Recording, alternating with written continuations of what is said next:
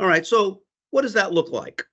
So here is an example of a mass phishing email, right? And it says here, look, it's coming from Microsoft, it's coming from Office 365, and it's warning you, hey, your password is going to expire today. If you want to retain your current password, you need to immediately do something. You need to click this button, right? Your action is required. This is urgent. Seems kind of legit, but there are red flags in this email. There are red flags that should alert you. In fact, I'll just say that there's at least 3. There are 3 red flags in this email. Y'all can think about that for a moment. What do you think the 3 red flags are? You don't have to answer. Just think about it for a moment.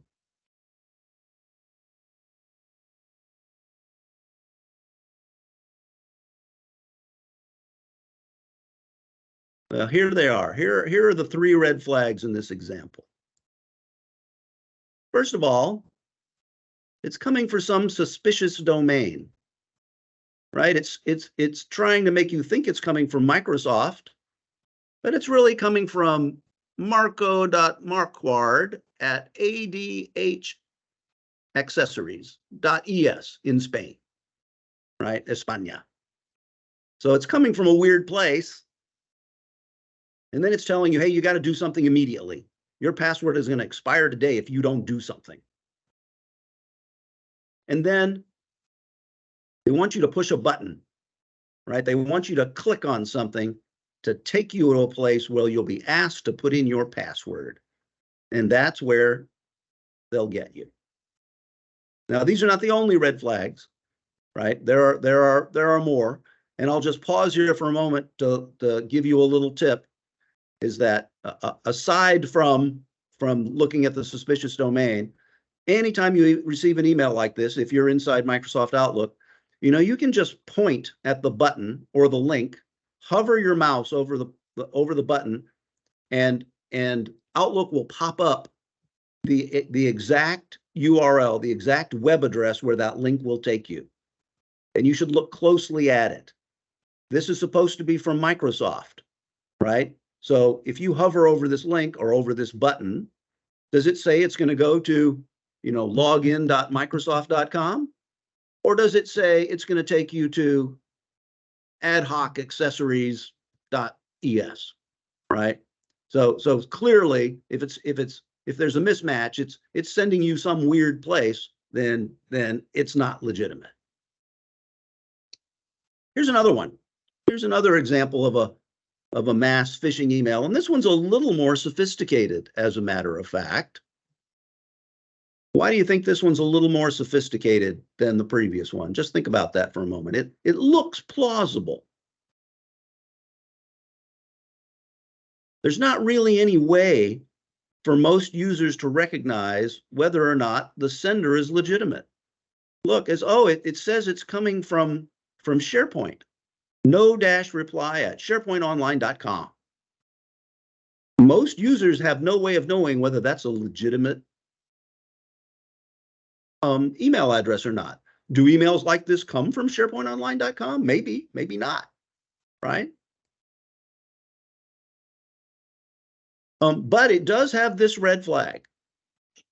Someone is sending an email to you and it's claiming to have a document embedded, right? And you click on this document or click on this button, and it's something that you were not expecting. This looks almost exactly like the RFP email that I got and talked about before. It was there. Hey, Brian, here's that RFP that we were talking about. Click here to download it. And yeah. And what was your clue, Brian, that there was no RFP you've been talking about? Well, the person sending it wouldn't have normally done that. She would have given me a call or something like that. It was just not really the same behavior. Yeah. And two, it just wasn't something that I was just expecting. And this is the life that I live, and I'm suspicious of every email that I get.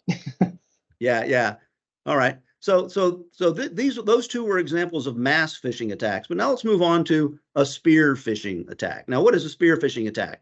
A spear phishing attack is when the threat actor has taken the time to learn some unique information about you that is legitimate, right? They somehow go out on the dark web, or they check out your LinkedIn profile, or they check out your Facebook page, right? And they learn something legitimate about you, like who you bank with, for example, right? They might have discovered that you bank with ABC Bank, right?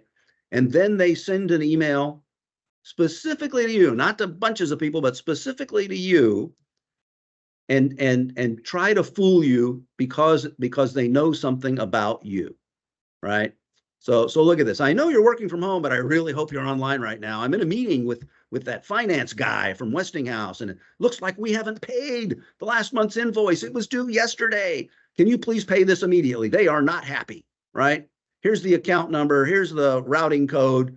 Please pay them immediately, right? And look, right? It says it's from Sam at ABC Bank, and it says it's from Sam at ABC Bank, right? And it's carbon copied to Kat Taylor at ABC Bank. It looks perfectly legitimate until you look closer, right?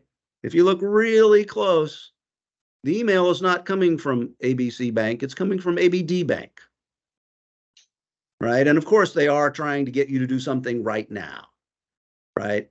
And they want you to not follow a process. They want you to wire money to a new account. And look at this. They CC'd a real person. The carbon copy it's to a real person, right?